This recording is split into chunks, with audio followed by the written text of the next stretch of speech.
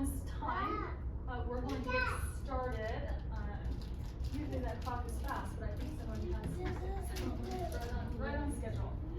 So good afternoon, and thank you everyone for attending our Parent Guardian Student Community Alliance meeting, which we fondly refer to as PGSCA. We don't often get a lot of participants, so really happy to see a few people in the room, and we would encourage you to always invite others to the next meetings coming up.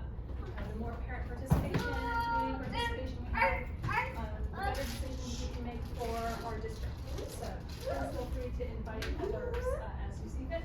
I'm going to do very quick introductions of the people I have in the room with me who are here for the district to present or are part of the district in some capacity.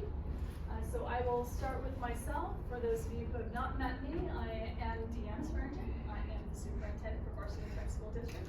I'm very proud to be here with all of you today. I also have with me Dr. Vinnie Williams, who is our Director of Supportive School Climate. I also have Mrs. Shanda Borrella, who is our teacher on assignment, who does our PBIS, Positive Behavior Intervention supports for our entire district. She is also part of the culturally responsive PBIS. She is our expert. She has created all of our documents, and she makes sure that she maintains consistency across our district at all 12 of our schools. So really happy to have Mrs. Borrella here with us today. I also have Dr. Rebecca Michelson in the room. She is our Title IX UCP Compliance Officer, and she handles all things Title IX and UCP. She is the expert that we have here in the district, working with our third-party vendor, TNG, to make sure that we follow all regulations and requirements as they are addressed in Title IX UCP. Other people in the room that I would definitely be remiss if I did not recognize, so I'm going to do that here.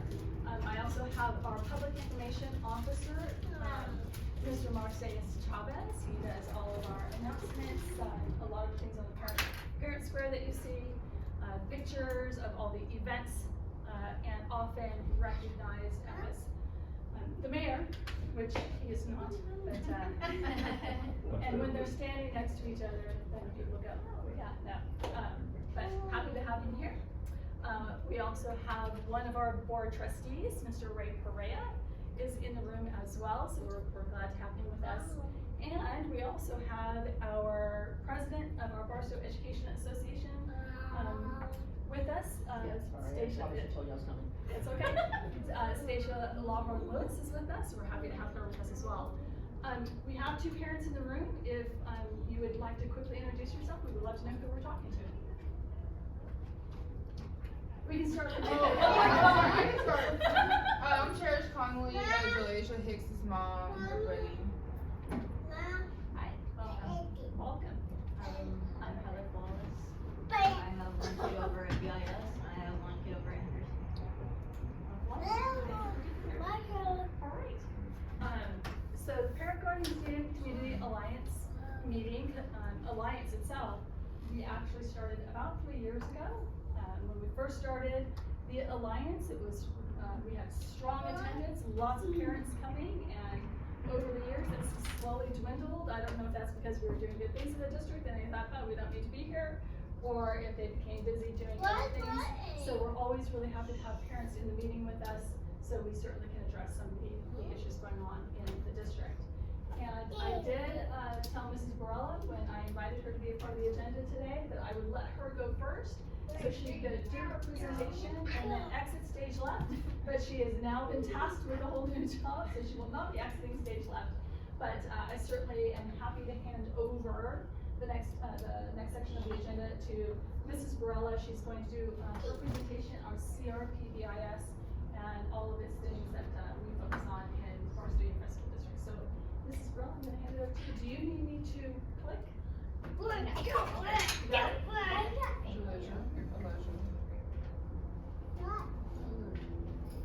All right, good evening. I'm Shanda Borrella, again, I'm teacher on assignment.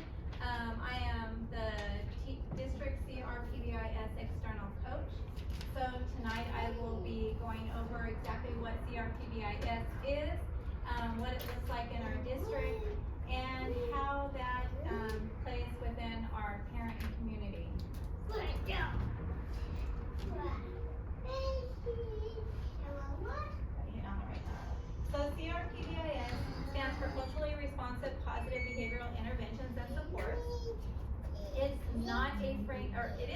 anymore. It's not a program. And what it is designed to create safe and supportive and inclusive environments at our schools for all students. So one of the ways it does that, it helps us to guide how we support student success, build positive and predictable environments, teach and reinforce behaviors, and use data to improve these practices at our school sites, as well as a focus on prevention and relationships.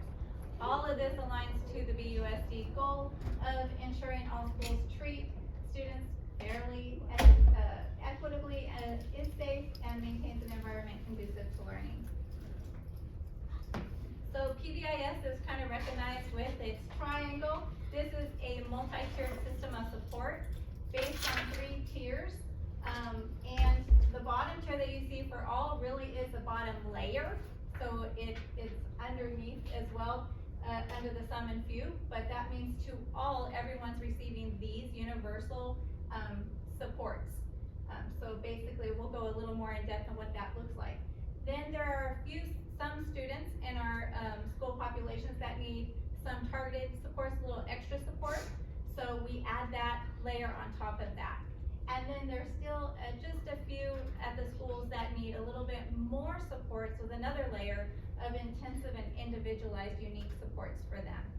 And so that's what we're focusing on. Why does this matter? Well, this matters because it's going to keep students safe and feel supported. Hello. And by feeling safe and supportive, there tends to be fewer behaviors and allows for more time for learning, and also builds that safe, conducive environment that builds stronger relationships. So how it works, this is kind of the big picture of these overlapping circles. Think of them as systems that work together in creating this process. So the one system you see dark green at the bottom shows practices. Those are the things that we do to support students. On the blue side circle, you'll see systems. That's like our policies and procedures for organizing these systems at our schools. The pink is data, and that helps us with decision making so that we know it's being equitable, which is the center of all of this. And the outlining layer of light green is the outcomes. Those are our student outcomes and how they're performing and the supports they're getting. So what this looks like at Barstow is we have 12 school sites, and they're all implementing CRPBIS. And at the minimum, all of them should have the school-wide expectations. There's 3 to 5 overarching expectations. Usually it's like safe, respectful, and responsible. A few other sites have different things like SOAR or PRIDE. Those are their expectations. We have acknowledgement systems where we're reinforcing and recognizing students who are following those positive expectations. Lesson plans for teaching those expectations throughout the school. And we also incorporate family and student voice. Having an inclusive, we have them on our teams, and also when we're doing activities. We also have our team-based leadership where they meet monthly, doing some data-based decision making, and we have a consistent response of how we are responding to problem behaviors at the school. All of these are that universal tier 1 that we saw on the pyramid in the green. So here's a picture of what it actually looks like at your school sites. So these are the practices. If we think about those overlapping circles, this is a circle of practices. So on the far left, you can see one of our school sites' school-wide expectations matrix. And at the top, you can see respectful, responsible, and safe. Those are the overarching core expectations of that school. On the left side column, going down, are all the locations at the school. In the middle, you will see the rules that follow each of those, under each category of those overarching expectations at each location.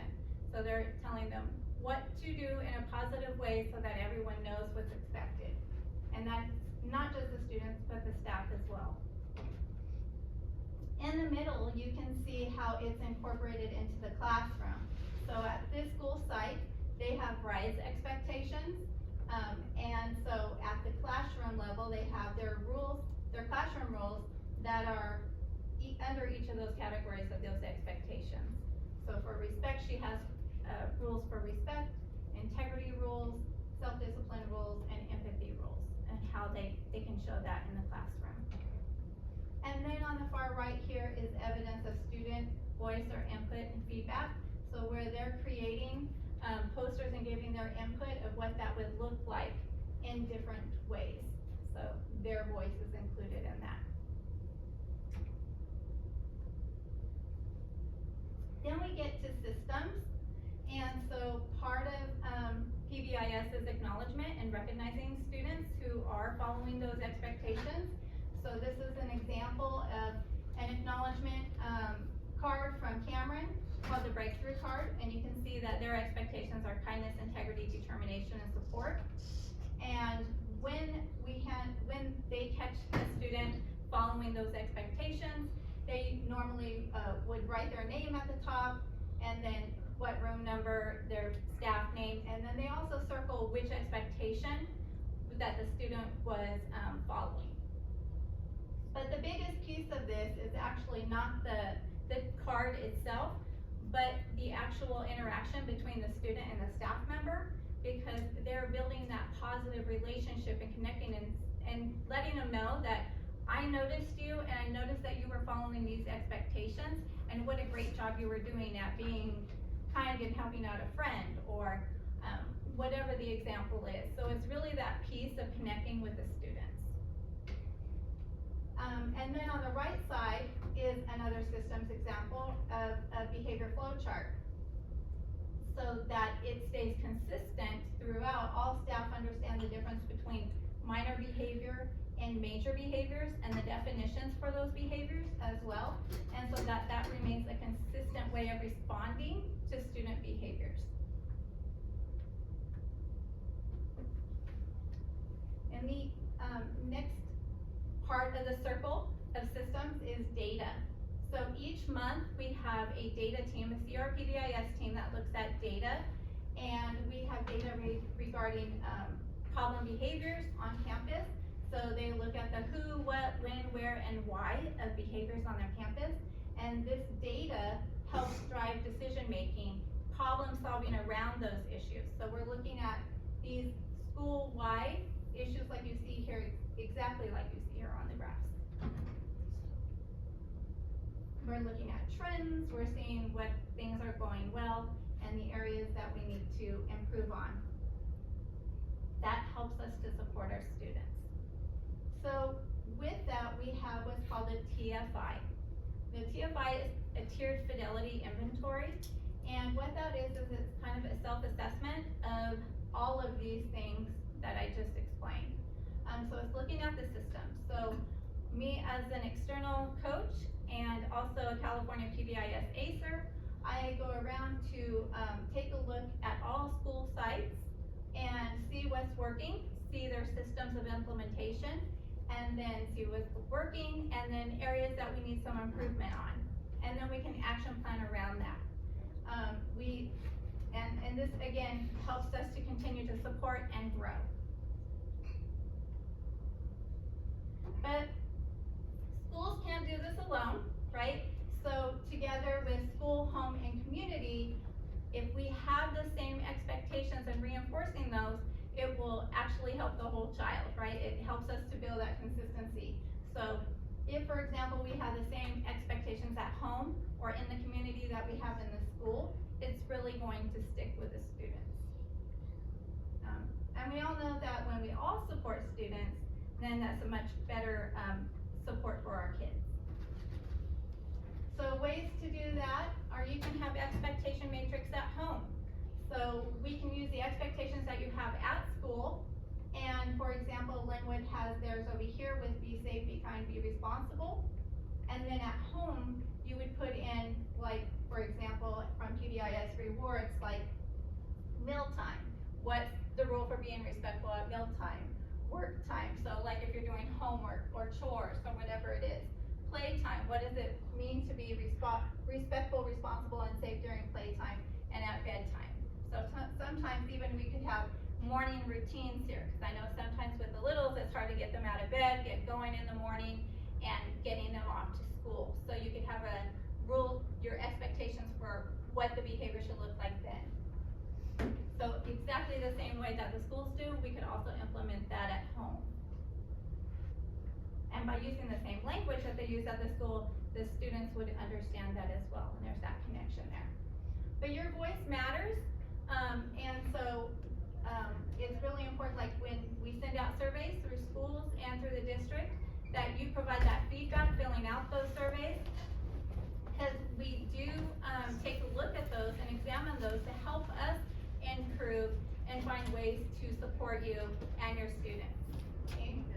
We also have a parent and guardian on our Tier 1 PBIS team, so that gives us another example of how parent voices are involved.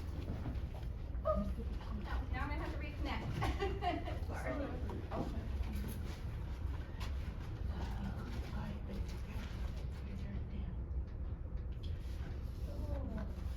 Sorry about that. Okay, so next time I'll make sure to say something when I see her then disconnect and her reconnect.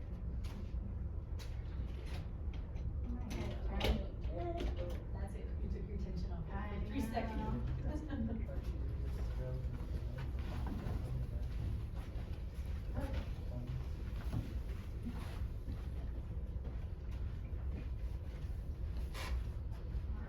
There we are.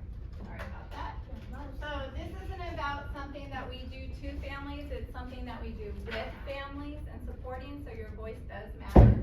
And we appreciate you completing those surveys and being a part, if you're part of, whether it's the PBIS team or you're at your school site, like PTA type of, or site council, ELAC, those kinds of things are ways to be involved and to get your voice in there. And so we appreciate that and take that feedback seriously. And so moving forward, as we continue to build our Tier 1, 2, 3 supports across the schools, we're deepening and integrating our CRPBIS with academics as well as our social emotional behaviors. By doing that, we're continuing our coaching, data reviews, and fidelity monitoring of our systems, and expanding out to the families and community partnerships to reinforce those positive behaviors. And all of that is to, again, reach our goal of ensuring that all schools are treating students fairly, equitably, is safe, and maintains an environment conducive to learning. So, together we can help every student succeed. Thank you.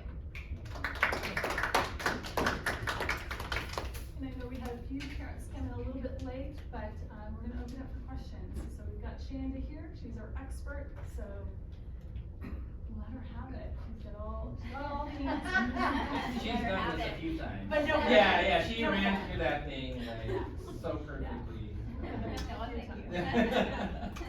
I had a question.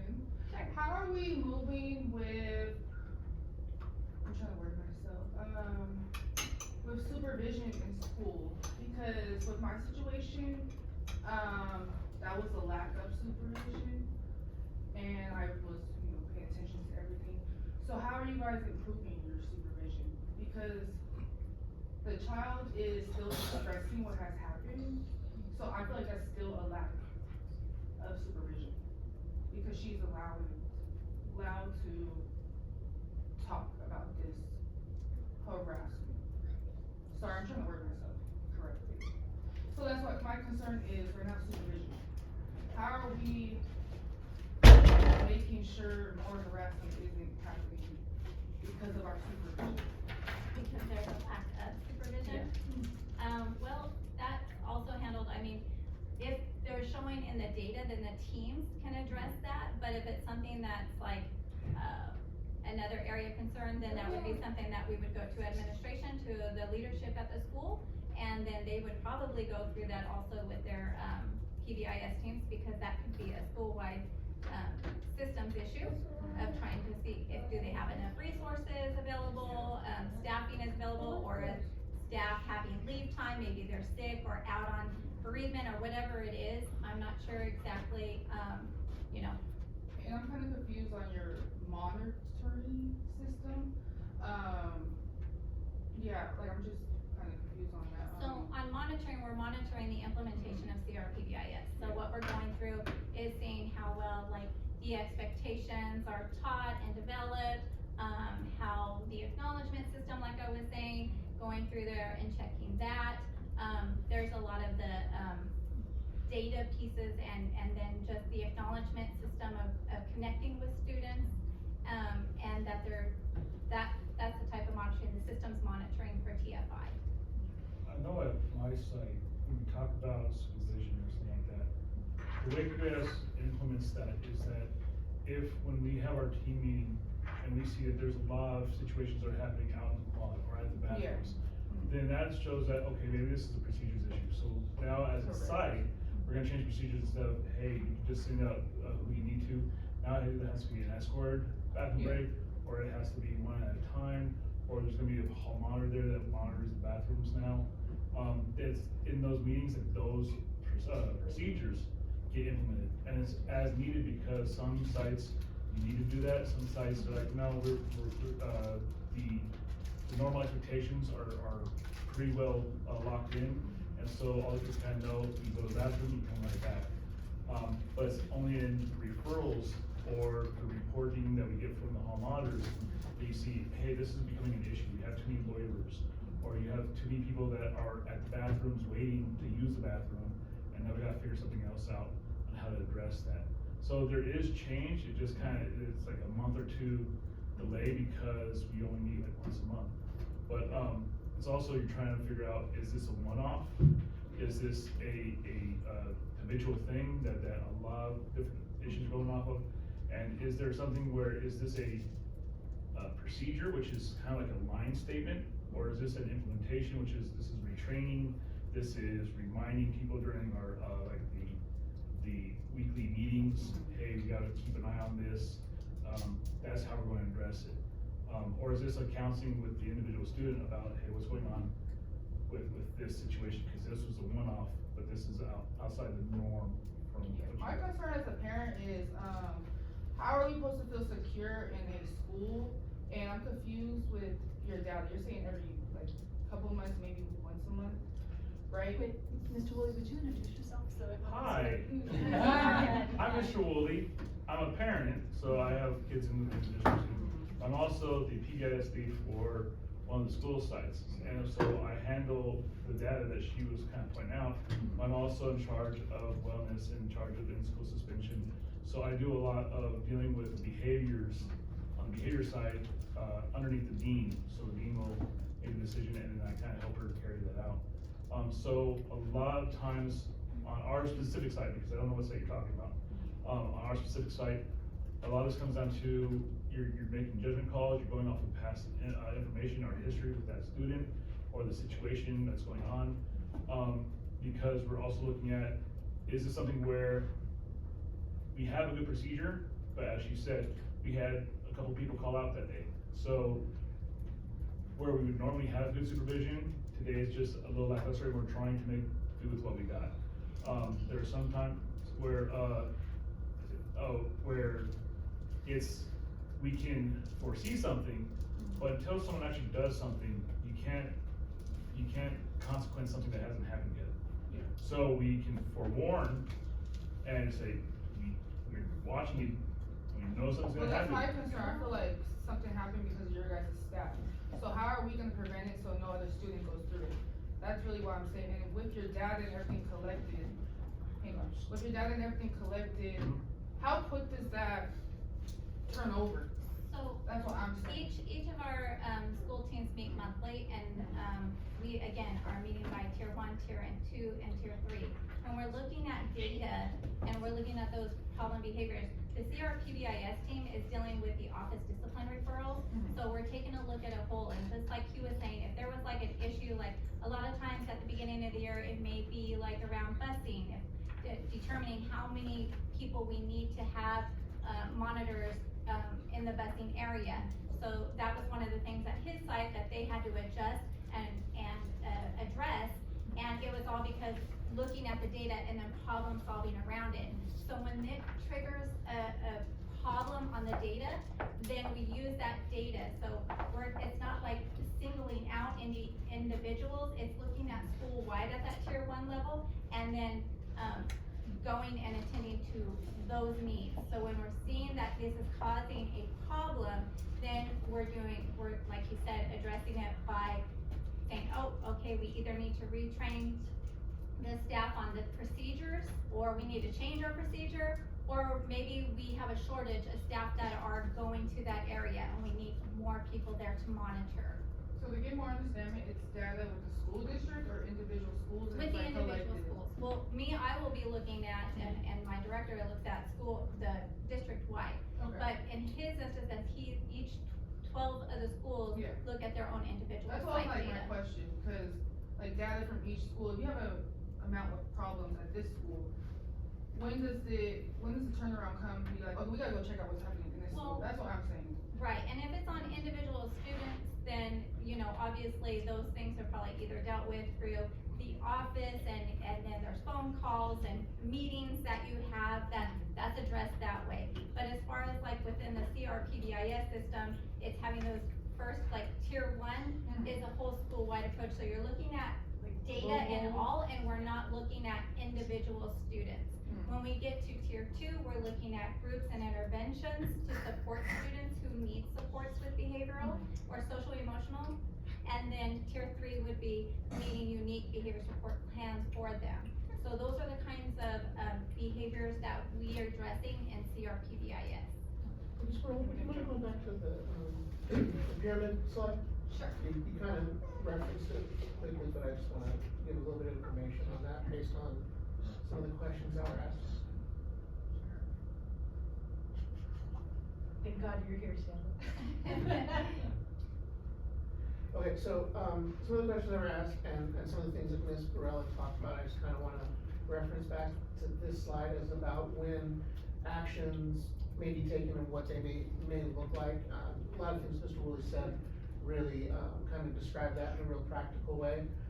So there are some things that, schools will do that may impact, many students. In the case of supervision, that might be something where a single monitor is out during lunchtime, and that's, an intervention that is very broad in range. But one of the examples that Mr. Woolley gave is sometimes when either a situation occurs or multiple situations occur, sometimes it is an individual student who may need to go off to the restroom. And so that's how individual schools recognize, how to make changes in their campus in real time based on what they're seeing. And Ms. Barella mentioned that, this is something that the schools, we try to make a framework for schools to be able to do that at their own site and be the, owners of their school, but also at the district level, working in our office for PBIS. When we look at individual schools, we examine for that same data. So you kind of mentioned what happens with the school if there's multiple times over, or what is the pattern? Those are patterns we look for and try to do those same kind of interventions. So we'll do something, we'll say every school needs blank, but sometimes we may say, hey, one school may need additional support or training in the following way. And so just kind of answer the question in general. Those are the two different ways that we employ the same framework of some, few, and all at the school level and then at the district level. So I hope that kind of gives some insight into rounding out what Mr. Woolley was saying and then answering some of the questions. Thank you. And I think the next item on the agenda, and we'll get to it after, we go to Ms. Forrest, but I think that the next item on the agenda, which we'll be handing over to Dr. Michelson, might help also connect the dot between what's going on with CRPBIS and the overarching system at the schools or at the district. And then how does that connect with, individual issues at the schools where there's one or two students involved or more, or if there's a staff member involved. So we'll do that in a moment, but Ms. Flores, you had your hand up. My name is Brittany Flores. I'm a parent of one of the students at the school, or at one of the schools in our community. I will have a statement to kind of go with the parents as well as all the people on the school board. I want you guys to be aware of stuff that's going on. This is just my opinion. I understand your system of action and your tier somewhat, but I don't feel like it's working. I have been battling all school year long to go ahead. My son has an IEP plan, he has ADHD. I shouldn't have to tell that, but I'm gonna go ahead and be a little bit transparent with everyone here. because we're all parents and we all care, and you guys care because you're in the schools. I've had to fight very hard for my son's IEP plan to be enforced. I've had to go ahead and allow myself to get a little bit madder than I should have allowed myself. To go ahead and get the things that were already in place on his IEP plan to actually be followed through with, which I don't feel is fair. I've been with kind of the tier, it goes with the tier system, because a lot of the issues that I'm being told that my son can't get his accommodations is because there's not enough people monitoring there's not enough teachers in the classroom, because they're getting broken down and being put into one class. There's not enough aides on campus to make sure that things that are going on campus shouldn't be going on. I'm going to these schools and I'm picking up my son, and in front of the campus at 6th grade level, there is a child vaping on campus and sticking it in, and no one seems to really do anything about that. I report that students are putting hands on each other while I'm dropping my son off at school in front of the principal, to where I'm kind of, she shrugs her shoulders and they're probably friends, it's fine. I'm told that it's supposed to be a bully-free, violence-free zone, and that's not showing me that my son is going to be protected. I agree with her, like that there should be more monitoring. I don't care what excuse, if there's not enough people, we need to have more people in these schools, because they're just getting laid off. And the system that we're supposed to have is, if it's one student, it's a lot of students that are getting affected right now, that I feel like if monitoring were there more, then at least it would be a little bit safer, in my opinion. There's a lot of stuff going on at these campuses, a lot of bullying, a lot of bad language and disrespect. I did not know until this year that I had the right to go and watch for 1 hour and 1 hour only to the school, so I went ahead and took advantage of that. I wanted to watch my son to see what was he dealing with, what are his struggles that he needs to help, what can I do to make things better for him. In that classroom, I ended up seeing that the teacher there's too many students to control, for one. It was hard for him to go ahead and tell the students what to do. The students were flipping the teacher behind his back. They were getting out of their chairs while I'm there and pumping the air and such. I do apologize, I'm so sorry. And doing other inappropriate gestures while another parent is there. Continuously, I'm finding out more and more students are getting bullied, or threats, or fights are happening. I understand that happens, but more and more I'm finding out that these students get to just come back to school and basically just get waved off and just go back in the same class just to do the same thing. There's a student that's in my son's class that literally has told my son things and like made my son feel uncomfortable. This kid has thrown a table in the room and made a hole on the wall, continues to cause issues and disruptions in class, and continues to still be there. I do feel that all students deserve an opportunity to education, but someone needs to do something to help them out in like behavior regulations or a consequence that's gonna stick, because the student has been suspended. The student has been, I know that he's had multiple altercations where he's gotten sent to the office, continues to come back to the office, class, continuously cause disruption.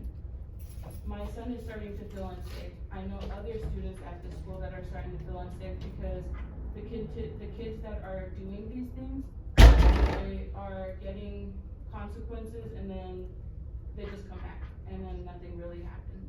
And I think it's really sad that a lot of the different teachers at the schools are really struggling because there's lack of staff. I went to my son's music class, which should be like a fun, easy class to like enjoy and be focused on, and this teacher had a microphone on and you could still not hear her, because the whole entire class is not respecting her. they're saying inappropriate things. The teacher herself ended up saying, I shouldn't be tweaking at you guys, because her eye was bothering her. There's a couple things, but she used that word because one of the other students had used it at her. I don't prefer using certain language. I might not have the cleanest mouth, but I know business-wise and school-wise, we should have clean languages and respect for ourselves and others. And I feel like the teachers are very outnumbered, and when I was walking around campus, I only seen maybe 2 aides. And the rest were like teachers and staff or, different roles and stuff, but 2 active aides that are, I guess, acting as security as well as hall monitors. And the amount of students that are at our schools, 2 monitors walking back and forth is not enough. I mean, that's my opinion, I should say. I'm hoping to find out what we could do to go ahead and make sure that all of our students, the IEP students, people that are just regular students, what are we gonna do to go ahead and make sure that they feel safe going to school?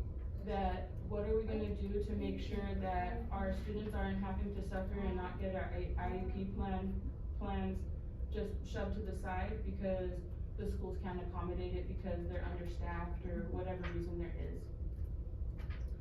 And Ms. Flores, I know you have a lot of issues going on. I know I have spoke to the principal of the school site, shortly after you and I met. I know that she's working on a lot of your concerns and a lot of the issues. I certainly am checking in with her. And we certainly are working on staffing at Barstow Unified School District. It's a continual cycle of hiring and bringing in more staff and trying to find more paraeducators. I will be honest with you, and I know Mr. Young has heard this, and others have heard this, is that, you know, we struggle in Barstow to find staff, to find eligible, members of our community that have the qualifications, minimum qualifications to work for Barstow Unified School District. And it's been a challenge, and we continue to battle that challenge every day. And in fact, our assistant superintendent of personnel services goes down the hill to recruitment fairs, trying to recruit staff. And we will continue battling this shortage, you know, teacher shortage as well as staffing shortage. And I know teachers like Mr. Woolley work diligently every day to try to address the concerns you've mentioned. I mean, we're concerned about those issues as well. That's why we have Sheila working for CRPWS. That's why we've got Dr. Michelson working in Title IX UCB, and that's why we've got teachers like Mr. Woolley at every one of our school sites addressing wellness. I do appreciate that you guys are doing that and I have spoken to you in the past, and both of you, and I appreciate you taking the time and trying to do your best. But right now, it's, since I've had these conversations with you guys both, I continue to see these issues every day. Every day. I mean, I'm hearing multiple students say that same kid is continuing to go ahead and throw the same situations in the same classroom, and nothing's being done. Well, from your perspective, nothing is being done, and I respect your perspective, but that doesn't necessarily mean that nothing is being done. We have teams at teams at the school sites, Mr. Woolley is one of them, who are aware of some of the more challenging student behaviors that we're dealing with. They are putting plans in place, or they have plans in place. We have things like check in, check out. We have things where Mr. Woolley is going and actually working with that child individually, or the child's coming to Mr. Woolley, as well as the other teachers on the other campuses doing the same thing. So what you may believe is a lack of approach to those students may not necessarily be true. It's that we're doing all of that work, but because we are not capable of explaining any of that to anyone who is not that child's parent, it's hard. It's hard to comfort you in your concern when we say it's being addressed, but yet you don't see that visibly, because it isn't always visible, all the actions that we are taking to address student behavior. When I'm hearing that my son is telling me that the son is continuously talking back to a teacher and not getting sent to the office, and that's from my son seeing that, and it doesn't really seem like much is being done. And then when my son is being bullied in front of a teacher and addresses it to the teacher, and all she did was tell that student to leave my son alone, and there was no incident report made, when that is your guys' procedure, that's not my job, then it doesn't feel like I could 100% trust that. That's just me feeling, but it's just, it doesn't feel like there's anything like actually happening right now for our students. And we're almost at the end of the year, so I really don't know what else to do because he's already falling behind because you didn't get his accommodations. So one thing that I had to learn the hard way when I had my own thoughts as you did, is that there's a lot of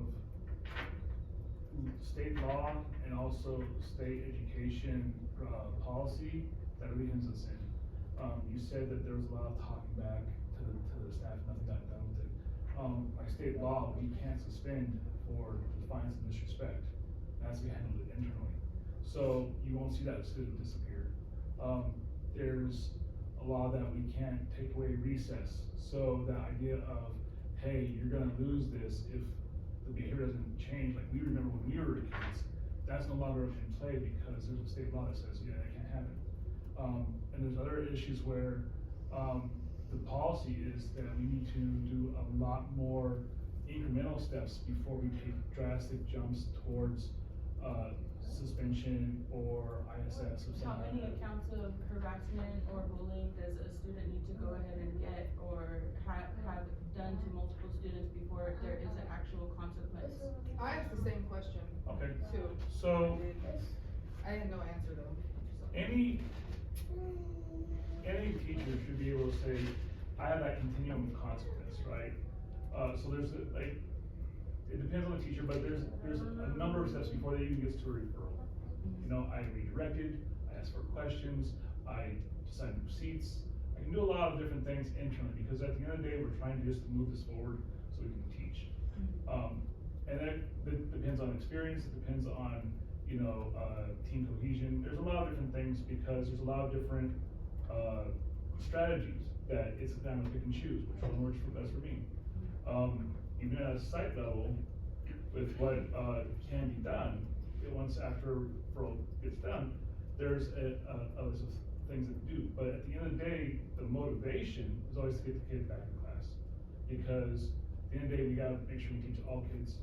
And a lot of what we address, that behavioral stuff, it's a quick reaction, but the fix is a slow process because it's behavior modification. Well, it's taken all So- year and there's nothing that has been done, Well- unfortunately. Well, and again, I understand your perspective. Well, it's but- that I know of. I know that my son has been bullied by this kid. Oh, yeah, I've no, I made know multiple that. I have the efforts. same perspective from another school, and this is kindergartens I'm talking about, she's talking about sixth graders. She's saying this is a school district issue.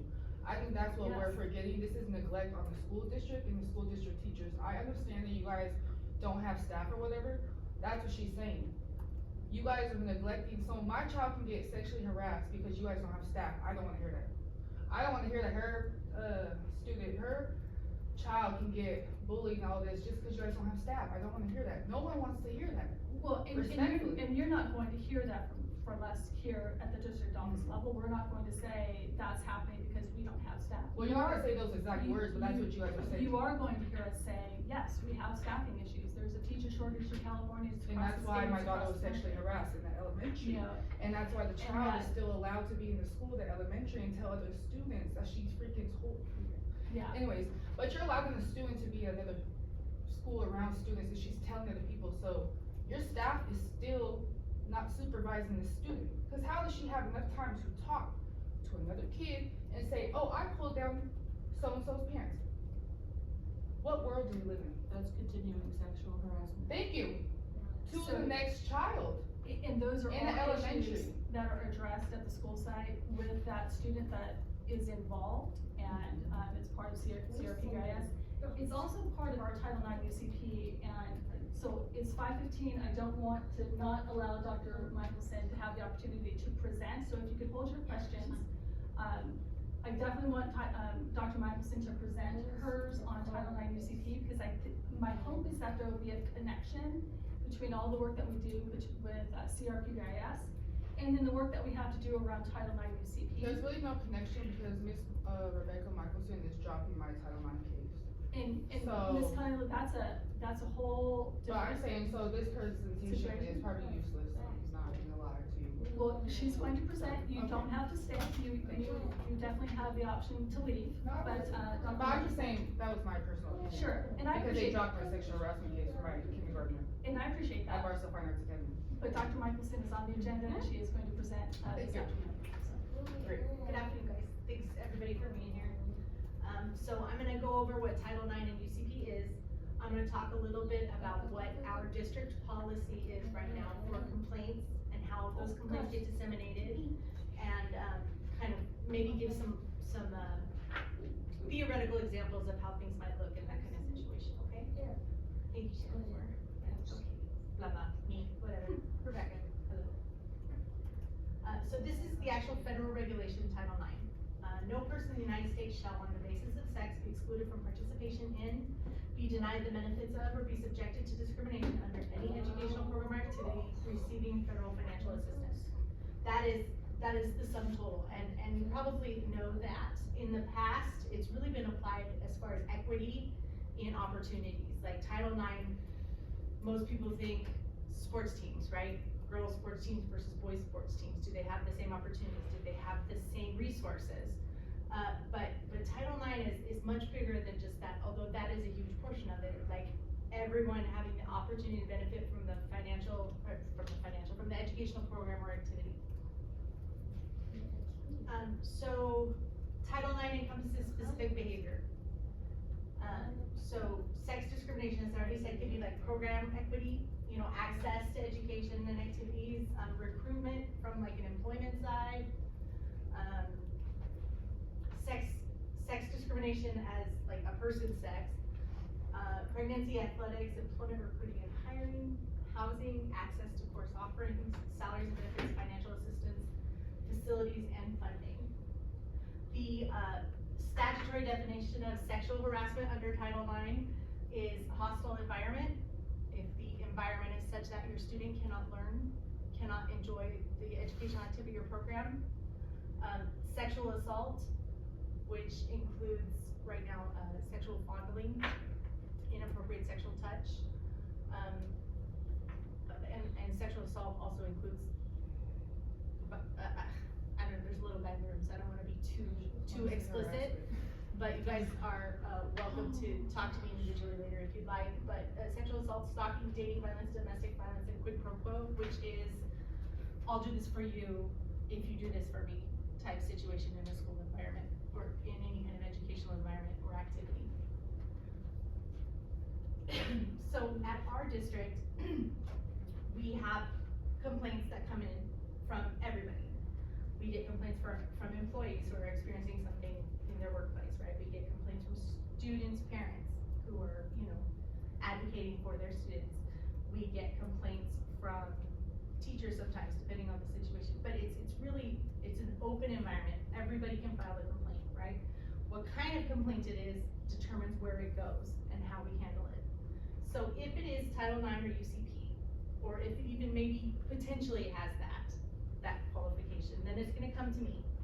And I'm gonna evaluate it, I'm gonna talk to experts who know even more than I do.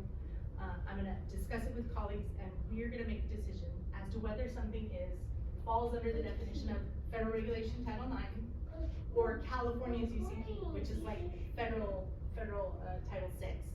But what that is discrimination based on someone's membership. We're gonna talk about that in just a minute, but if you are a member of a protected class, seniors, women, in California specifically, gender identity groups, people are being discriminated against because of their sexuality. That kind of thing falls under UCP in California. So if that's something that could possibly be UCP or Title IX, then I'm looking at it, I'm evaluating it. Not everything that comes to me is going to be Title IX or UCP, because there are very specific components to those that we have to acknowledge and has to be present in order for something to be pursued as Title IX or UCP. If something is Title IX or UCP, we follow a very strict procedure. Again, federally mandated. It tells us exactly what we can do in the law. Regarding that, at what point is it violating us or our students' rights because of that? Or is that something that is, I mean, to me, I could count almost 5 at least, where it's a hostile environment at a number of these schools that the kids are going to. I'm And you're- hearing that from a number of parents. And you're looking at that from like a bullying perspective? Yeah, bullying, harassment, sexual harassment, there is continuous, all kinds of issues at these schools that shouldn't be, that I'm seeing on the list that you had previously, that are violating that. Right, well, and again, there's different legal definitions for things like hostile environment, but in the Title IX UCP sense, hostile environment means that that student cannot learn, can't participate in the activity because of this hostile environment. That's going on right now with my son. Okay, Well, let her get through, finish our presentation. Some of your questions might get answered in her presentation, if not, again, we'll open up the questions. Okay. absolutely. I have a question. Yes, ma'am. Is this being recorded or? Behind you. Oh, okay. Yes. So we're able to view this online and, Like to recap? Yes, it will be posted On to our what? website. Oh, okay. and then do you guys have, let's say if someone's unable to attend one of the meetings, are we able to send like questions via email or anything, or how does that go? Absolutely. I didn't even know about these meetings until I think someone posted about this meeting.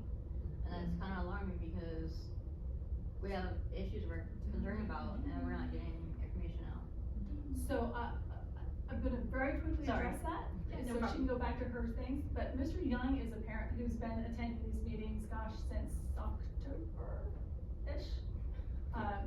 And I think you were made aware of it based upon the Parent Square Parent message Square, that was yeah. sent out, and so we do advertise these meetings, I guess I didn't really know what the meeting was. Sure. Right, like So- maybe you saw it on your Parent Square, but you Yeah. didn't understand Yeah. that it was important, yeah. So we're really happy to have you here today, and again, much like I said earlier, getting the word out so people parents understand that this is what this is for. This is an opportunity to kind of have an open space to express your concerns and for us to kind of, provide some, explanation or direction in reference to some of your concerns, would be helpful. But also you get to see our faces and Yes. you know who we are now, so you can reach out to us directly if you want to. Yeah, cause I tried to call and I asked, I said, who do I talk to, cause I had questions, and sometimes it's, hard for me to get off of work and come, so. Right. That's why I was like, is there like a form or something we can send questions to, or now we know we watch, we can, view the Watch it. videos later. Yes. But just to be informed and know what's going on and being able to say my voice even though I'm not here. And we do have a, complaint, QR code that used to be posted in here, and I don't think it is any longer. But we also have a QR code that you can go to, run the QR code, and you can submit any comments or questions or concerns via our QR code, and that's on our website as well. And those come directly to my office, and then my assistant disseminates those to the appropriate departments. Okay. Yeah. All right, thank you. Yeah, no problem, thank you for your questions. So, if a complaint comes in and it's about IEPs not being followed, or accommodations not being met, or something that has to do with. Bye, ma'am, have a good night. Something that has to do with a 504 program, that's when a student has a physical disability that needs some kind of accommodation. Those go through our pupil services department, and also under our Director 2 of Pupil Services, Dr. Heather Reed, there is Ms. Carolyn Norman, who's a Director 1, and she is, I don't know if I got that confused, but that's the way I see it. Ms. Norman deals with issues with attendance and student safety. So, for example, Ms. Flores, if you submit your complaint to me, and I see that the majority of it seems to be about bullying, nothing that indicates Title IX or UCP, then I might forward your complaint to Ms. Norman. When do we get responses, or when are we supposed to, or are we supposed to get responses from those? When you submit a complaint, absolutely, yes, and I have seen your complaint. Okay. Not to put anybody's business out there, but I have seen your complaint, and I am in the process of responding to you. Okay. And I know you've also had an opportunity to speak with Ms. Swear. Yeah, I was just hoping to see if it could happen before the school year ends, unfortunately, because he's really, to hear that her daughter at that age, that's ridiculous, I'm sorry. Okay, just moving on, but again, any questions you have, you can certainly direct to me after. So, if it is a personnel issue, if you are filing a complaint against an employee, then I might see it first, but I'm gonna be directing that complaint over over to our assistant superintendent of personnel, Mr. Gutierrez, who does an investigation, makes a decision, and sends you that letter of finding regarding your complaint. I have a question, Sure. but I'm sorry, I was trying to get late finish. No, this is a good point for me to Okay, sorry. answer. No, you're good. Okay, I said in the beginning, my son goes to BIS. There was an issue a couple months ago, but I wasn't sure who to go to. I thought I dealt with all of them, but I heard this kid is still around. And again, it's not like bullying, but I work at one of the schools, okay? But I don't think it's fair that I can have my phone on me in case of emergencies, okay? I understand my phone phone's on us, okay? But at the same time, my son is getting hurt by another kid, and he can't get a hold of me. My mom heart hurts. There's an incident in one of the classes. He was in FAFSA class. He was doing drawing class. He likes drawing class. That's his happy place, okay?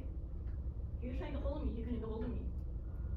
This other girl had an IP. I don't know what she had, but she had problems. I'm not sure what her deal was. But according to my son, he was sitting there. He was trying to do his drawing.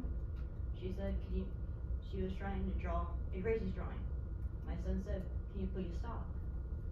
I don't know what happened to the teacher, I don't know. Teacher said, I know where, again, teacher was somewhere. So she didn't know the answer, so she took his pencil and stabbed his own hand. There was no, and his one was bleeding. Again, Maud was out of town, fine. So I dealt with Mr. Doe or Miss Mitchell? Yeah, and Ms. Mitchell. And then for a semester, they're supposed to be away from each other, different, fine. But now the girl's still there, and they're back in the same area. I didn't know who to go to until I saw this. Did you get a copy of the no contact order, between your student and the other student? No? They're not really giving that to us They're unless not. you demand it or you ask for it. Yeah, I don't have a We copy. shouldn't either. have I to have ask a for those contract. things. But to the point where I don't have, my son is scared to go class. And yes, okay, I'll admit it, he has one of those watches where you can contact him. I know he's supposed to. But he's sitting there, one of those preset things, saying, Mom, come pick me up, Mom, come pick me up. He's scared of me in class. He's 5th grade, you should be scared of class. Not to like transfer blame or anything like that, but is he telling the teacher that he's very upset, he needs to talk to the counselor, he needs to talk to his mom, anything like that? He's tried, and the teacher can only do so much, you know? These kids don't listen.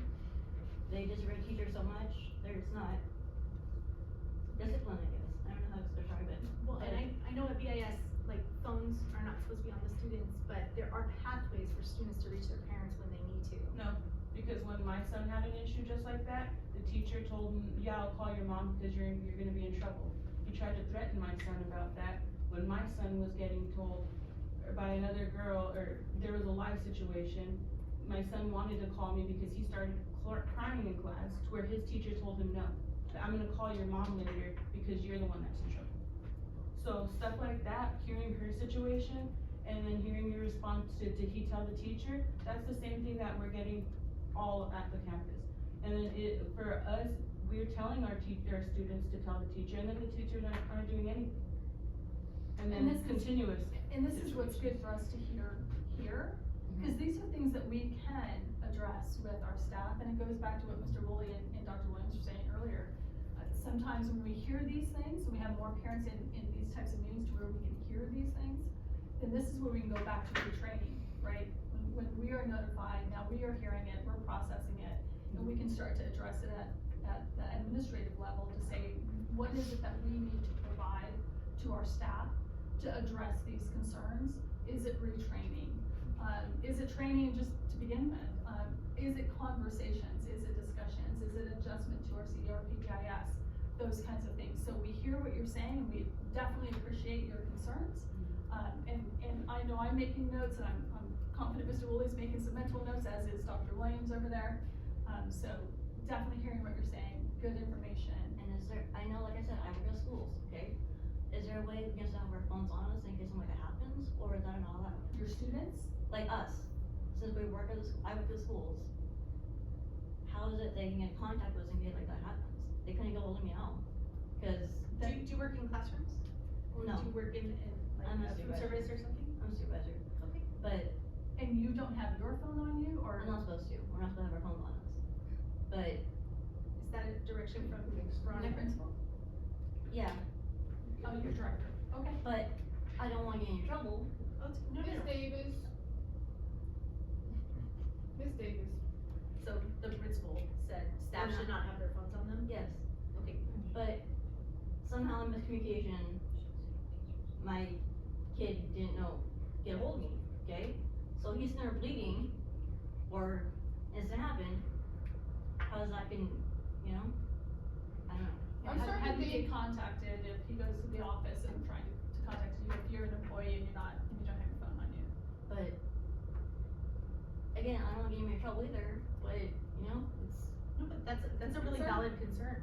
Yeah, Right. it's certainly something that we can have a conversation about to find out what's going on with that, and if you're in food service, like you haven't No. said where you're at, cause food service is a different no, story. not foods, I mean, Oh, So you okay. work in a classroom, technically. basically. Alright, Okay. thank you, Dr. Marcus, sorry. Yeah, no problem, and thank you for your question. So UCP, I'll go a little bit faster on this, but if you have further questions, please do feel free to reach out. So again, this is categorical discrimination based on someone's membership in a protected class. So there's a lot of stuff, a lot of words here, but the categories are, as I sort of already mentioned, people who are of a certain age, right? Seniors, women, special ed students, right? Any kind of protected class in California, again, specifically incorporates gender identity, sexual identity discrimination, things like that. So which is actually more complete than the federal regulations. California adds more protections for our people. Alright, so this is the scope of the UCP. Make sure there's accommodations for pregnant and parenting pupils. I won't read every single one of these, but you are absolutely welcome to this PowerPoint if you'd like it. If you just reach out, I'm happy to send it to you. Migrant students, Williams complaints are things like not enough books on campus, right? Do we have enough instructional materials for all of our students? The conditions of the facilities, things like that. So protected classes, this is a list of protected classes. I mentioned some, but this is a more complete list. It's okay, I'm fine, I don't have to talk about it. But yeah, like race, ethnicity, that's one, a big one I missed, but that's one of the protected classes, right? So these are the things that we're always working on to make sure, again, with the CRPBIS tie-in, that everybody's being treated equally. So honestly, that is what I wanted to share today. It is generic information, but do you have any other questions for me? And before we go there, because I know there are a lot, it's 5:35, this meeting goes until 5:30, we are willing to stay a little bit longer, but I didn't want anyone who's a parent who's here, you know, I just wanna make sure you're aware that we're at 5:35, and if you need to leave, then we understand. But I believe most of my district office staff has the capacity to stay for a little bit longer, to try to address some of your concerns or listen to a few more of your concerns. And then definitely, I will make sure that, in fact, Mr. Chavez, if you can go and grab some of my business cards, we can put some of my business cards and Dr. Williams' business cards, if you don't mind. We'll put those out on the table back here, so you can grab one of each if you'd like. All of our contact information is on our district website, but I'll open it up to questions for Dr. Michelson. Yes, sir. Is BIS the only school that doesn't have a parent-teacher association? Because I was informed that my son's school, although it's only been open for 2 years, it doesn't have a PTA because there was not enough signups initially. I actually don't have knowledge about that. I don't know about PTA, but I do know that we are looking for people for the student side council. So it's easy for Mullen to say, hey, we can swap and talk about that too. I would like to, because I feel like if there's something that if all of us parents are able to kind of communicate with each other, maybe try to figure out what we could do to help each other's students or in the school and stuff, and see that there's an actual PTA, because I think that was just kind of sad. I don't know how to start a PTA by myself. I really don't know what to do to help my community other than try to make these meetings, but just like the other parents here, it's it's really hard to be here. Look at how many parents are here out of how many parents are in our communities. And I feel like it speaks loud on, a lot on the communication, even, I mean, one of the things, like even what she was saying regarding, the communication for emergencies and stuff going on at the schools, the school should have called her immediately to let her know. And I think that's what she was saying, cause she's a BUSD employee and in her department, wherever she works, which, I'm sorry, I don't know where that I'm is. the new supervisor. She can't have her cell phone on her person, and I would imagine that's because they wanna make sure you're focused on the kids, Right. because you're the new supervisor. And so she's saying that she doesn't have the ability to be contacted, but in I'm that sure there's situation, I would make another sure that emergency contact for your her. administrator knows that if they get contacted, that somebody comes and gets you. I thought that my contact information was on Nathan's cards, but I don't know how that got from that, and I'm like, Gotcha. why Cause is even, that? I don't know if you guys seen on maybe a couple weeks back, I think it was the day before spring break.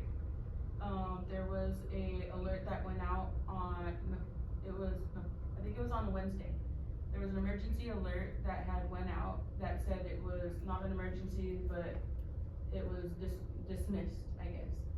I got that at like 4 o'clock when school got out at 2:30, knowing that like that it was sent so late. What's gonna happen if there's an actual emergency or stuff like this where she's not aware until later? Because I'm sure all of us do, like with our emergency contact sheets, we put our cell phones, we put our house phone, we put our work phone number, and I mean. Well, and keep in mind, part of our, process when it comes to notifying, the district, parents, let's say if there's an issue going on at the school site, so we want to notify all the parents at the school site. Our number one priority is the safety of our students and our staff on that campus. We will not start to notify parents until we know that whatever is going on at the school site has been handled and the school site is now safe. So if that takes us an hour, you may not get notification for an What hour about or two notifying after. the parent about her child being sexually assaulted hours after it was happened? And again, all situations are different in many ways. Some of them are similar, but a lot of the situations that we handle on a day-to-day basis at our school sites are different in some capacity. And it may be that the person that is, going to be responsible for handling the situation may not be available at that time, so it's based on the situation that's occurring. And then I get that, notifications but that it's go out. kinda sad because I feel like a lot of our complaints are very similar, and you guys are saying the more complaints you get on certain things or situations, then you guys are gonna go ahead and start doing it, but I don't see anything being done. Her situation happened, correct me if I'm wrong, Cherish, it happened at least a month ago?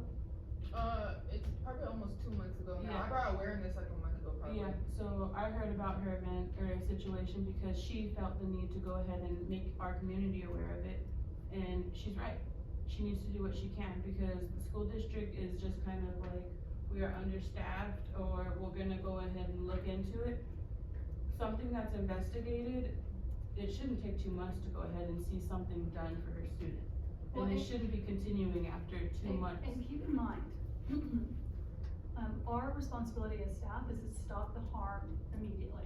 But it's So not, it's she's not her her daughter's fault. still No, going through it. I don't mean the process afterwards. Mhm. I mean, in that moment, when it is discovered by staff that something is happening, our responsibility is to stop the harm. But I'm not even aware of what happened And- because I and- can't know. Yeah, and I don't wanna get too far into details about your specific situation. You can, I don't care.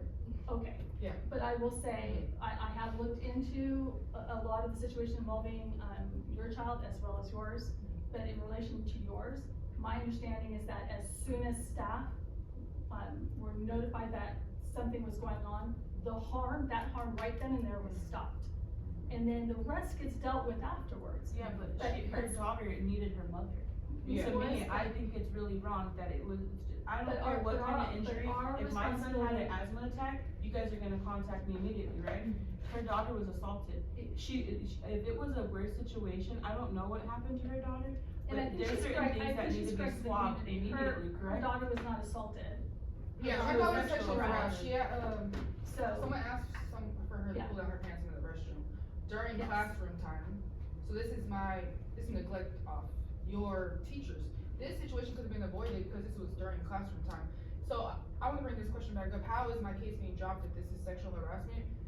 And maybe I'm not allowed to know what happened with the teachers and the disciplinary issues or whatever, but why were the teachers still allowed to teach other students and not be handled accordingly? It seems like there's a lot of cover up at this point, because the child had disciplinary issues, same thing like this, she threw a shoe at my daughter before, it should have never been in the same group. They were in the same group, first of all. Second of all, they were allowed to go to the bathroom together. Why were these two students, anybody, right, if this rule is like not a rule, why are these two that had issues before were allowed to go to the bathroom together? There's a lot in that statement that you just made, so let me try to address some of those. First off, we don't prevent students from going to the bathroom. If the child, especially a kindergartner, says, I've gotta go to the bathroom, we let students go to the bathroom. We do not monitor inside our student restrooms for very specific Title IX reasons. We do not have staff in our bathrooms. So kids are unmonitored. Teachers are monitoring from the outside. But shouldn't they be aware who's going in and out? Because that could have been easily prevented. Teachers are monitoring from the outside, and my understanding is that when the teacher realized that there was More than one student out of the classroom. it was immediately handled. The teacher went to the bathroom, addressed the situation, stopped whatever So, harm, if it was what harm, teacher- stop that situation. I was gonna say, I'm not even allowed to know, I just know it was Miss C's class and Miss Lane. I don't even know who it was. Yeah, again, trying not I to don't get even too know far who found my student. into the details of your specific case, because that's not my option to do. I do know that the harm to your child was stopped, It could have been avoided, that's my problem. and to the other child. Keep in mind, there's two children involved in this The situation. child asked my daughter to pull down her pants, so my child didn't ask her to do nothing. So, in this situation, as soon as the teacher recognized that she had two students out of the classroom, had been out of the classroom for whatever length of time, immediately addressed the situation. The teacher did exactly what she was supposed to do. She immediately addressed the situation, she immediately went to the bathroom. She immediately stopped what was going on, brought the students out, addressed the issue, and then passed that on to administration. So were her other 13 students or whatever In this situation, not she supervised when she was handled the doing that? situation correctly and appropriately. No, there was an adult that was in the classroom. But I don't know which one, Miss C or Miss Lynn, that's what I'm saying, who found my daughter? Why can't I know who found my daughter? I think that might be addressed. She never addressed Later? it. Miss Rebecca and me actually have not spoken ever since I said I wanted to switch out schools. And I actually want to apologize to you because I realized I missed our meeting. I'm sorry, I'm just an overstimulated mom. I realized way after and I was like, it was literally 4 p.m. and I was like, I had a meeting this morning. and I You was got like, my response though, right? Yeah, About but what you that, need to do when you wanna yeah, go back to your correct. home. But that's not the solution I want. I don't want to switch my daughter to another school. I want the situation handled because she loves her school. Okay. Truthfully. And I can tell you this, that the situation you're communicating about has been handled. The principal has been communicated with, the principal has communicated with the staff. The issue has been addressed. I can tell you supports have been put in place. I cannot go into the So why details did about the those mother supports. stop me at Walmart telling me that her daughter knows because of the daughter? I'm not gonna say the child's name. I don't know any of that, and I'm not even gonna try to ponder And any how of is that. it fully addressed and handled? Because her daughter is still at the same school, getting the same thing told over and over. She's in a different classroom. But other people are aware of it. And I'm talking about From a student. other Yeah. students are getting That's told. embarrassing to my child. What if she doesn't want people to know her privacy? I told her that's her privacy, and like I had to explain the whole situation to her differently, right? I just don't think that's fair. It goes under your environment. That's not a safe environment for my child to, like, you can walk out and little Timmy be like, oh, you got your pants pulled down. That's not funny. It's not funny, and we don't think it's funny, but the people sitting in this room now are all adults, and we understand that that's not funny. The children we're talking about in this situation are they're 5-year-olds. And we often refer to it as, the 5-year-old behavior that is appropriate to the age, but inappropriate behavior, because they're 5. And no one's saying that that was acceptable, no one is saying that, the situation should have occurred the way it occurred, but we do have to let students go to the bathroom, we cannot prevent them from going to the bathroom. we have to let them go to the bathroom. We are not allowed to be inside the bathroom monitoring the bathrooms. We have regulations about that for very But it should specific have been reasons. prevented at the door. We aren't I just- understand, we like, have so we have no monitoring at our bathroom. We Then have someone should many be. bathroom Be- doors. Then that's a So, problem. Ms. Ferry, can I ask a question? Please. Yeah. Just hearing a little bit about this situation, you said that there's going to be some communication upcoming from your office, To Ms. Conley, yes. potentially, as you mentioned, possibly dismissing based on the original complaint and the Correct. original, understanding the original evidence. If that, as that process continues to go, because sometimes what happens is a complaint will come in, it'll begin to get processed. What you're describing is additional things that happened since then, Yes. or the measures that were put in place Aren't working. were either not effective Yes. or did not get implemented as planned. And so, those things are considered as part of the process, even though they're not, it's kind of a lagging indicator. And so when Ms. Michelson, responds back, either she'll do one of two things potentially. In this situation or something similar, she would either say, hey, in light of new information, may I have more time to reconsider? And then we'd have to have your permission before doing that, because there are, as Ms. Michelson mentioned, specific timelines provided by the federal government to respond. If you're given a response and either additional things have come up or you wish to appeal it, there are steps on that. And so, even if something is told no or declined, there is always a way that we can continue with it. Even in student discipline, which we're not talking about explicitly, but we have kind of mentioned in terms of other students.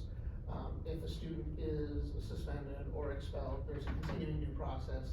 They can appeal it, they can do things like that. And so, because we're asking questions kind of about two things. One, the systematic way of preventing these things from the first place, which is something that we did address. We did talk about how there are times when we look at it and say, what can we do, not just for the student, but for the system. And then there are things you're saying, hey, this isn't working, what is next? And that would continue to be part of that particular process. And I know that we've kind of been open about some of the details of the case and respect, I appreciate you being able to say, no, you can mention it here, we're talking about it, that's why I came.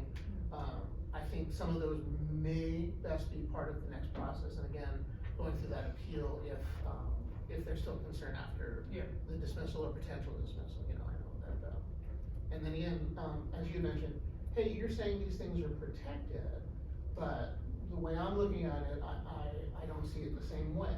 And so sometimes there's a difference of opinion, but sometimes there's also lack of information, I work with Ms. Marks a lot. Sometimes we can only determine things that we can, that we have the evidence for that can prove. And so even,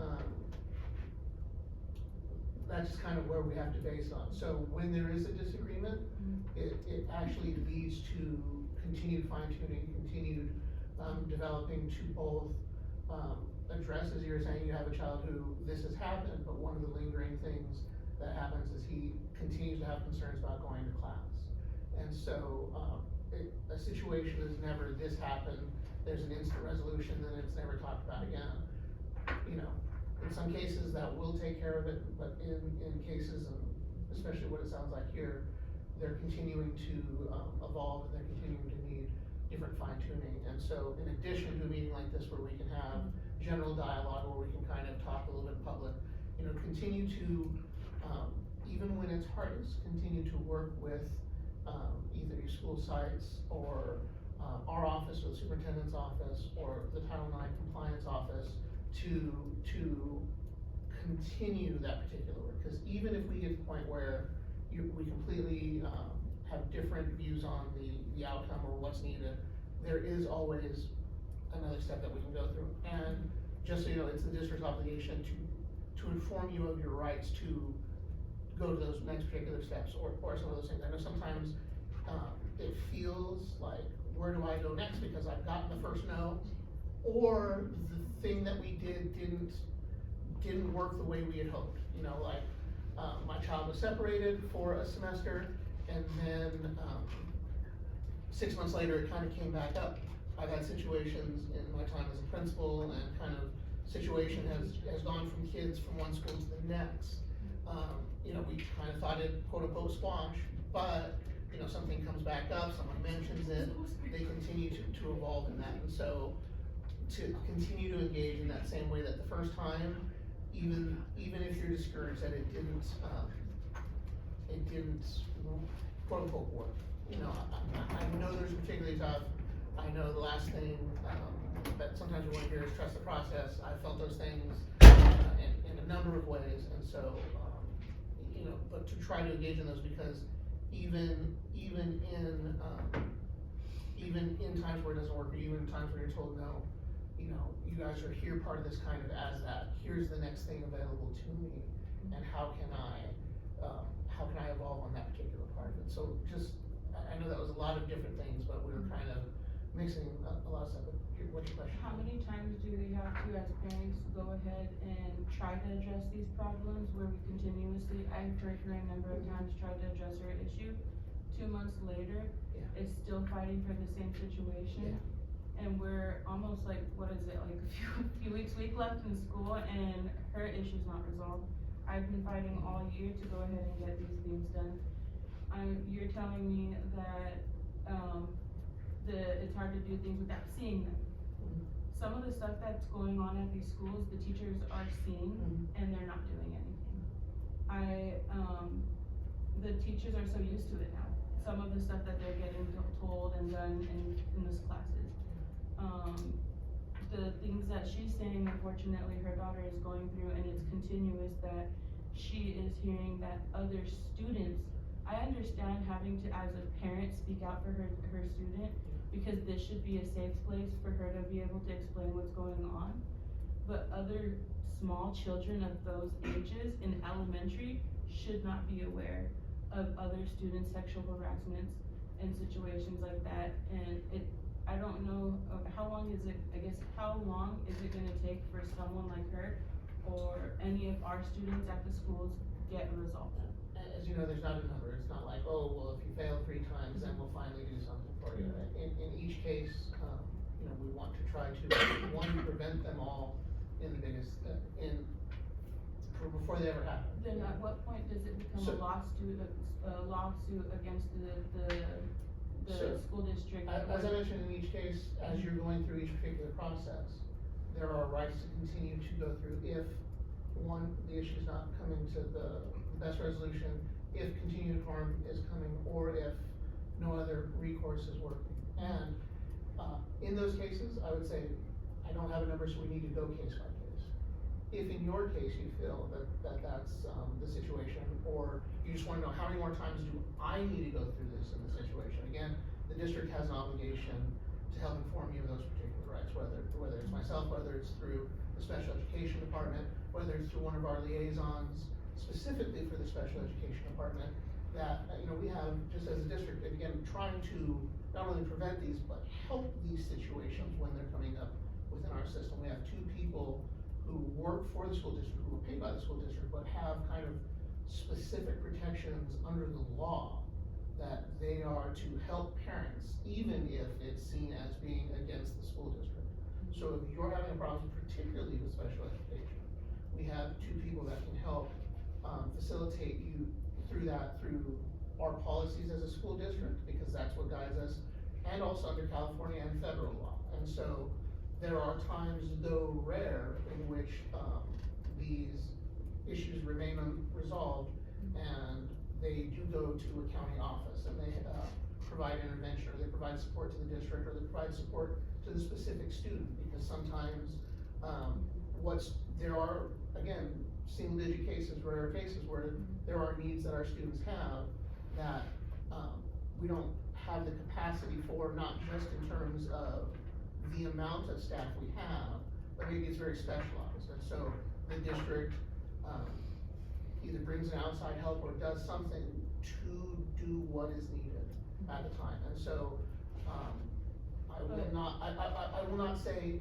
that it's perfect, and I will not say that it's absolutely working, and I will not, because you're asking me what's next. What I would say is, let's have a conversation about where you're at, and if I'm the right person, or if not, we can connect you with the right person to find out what is next for you. I feel like the general a lot of us are question, saying staffing is a really big issue, and the lack of aides to monitor.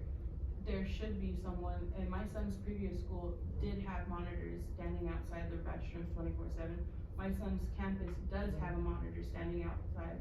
Correct me if I'm wrong, I mean, that should be something that our kids should be doing is safely.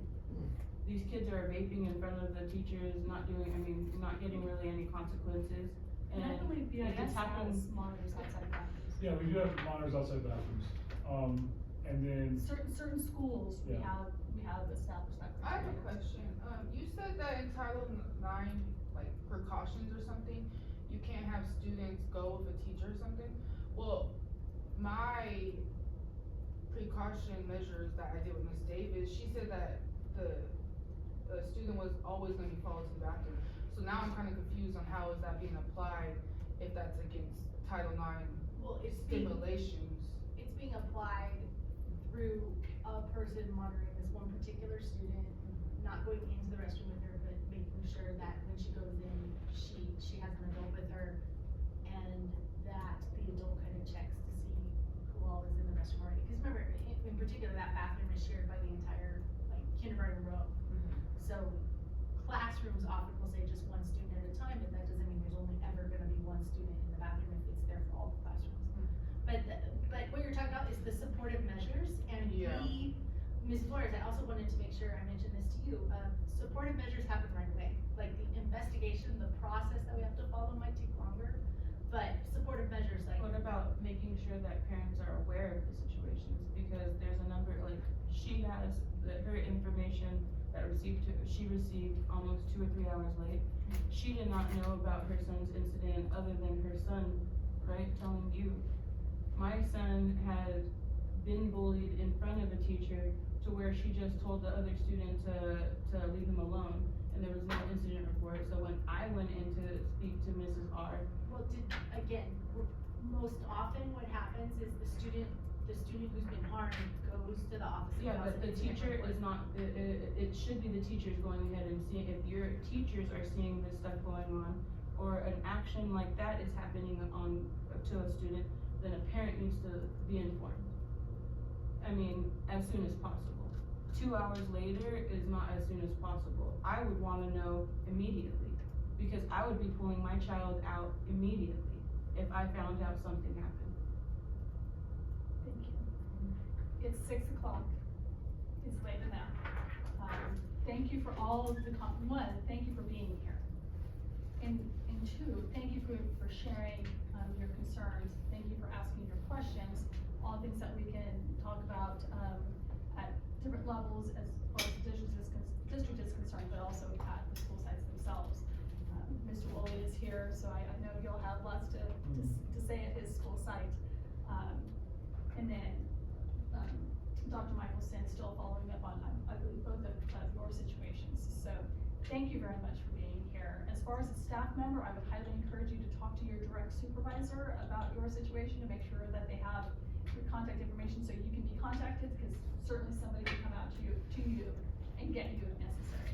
But other than that, also to staff members who are here, thank you very much for being here. Our board trustee member, thank you for being here, to hear what they have to say.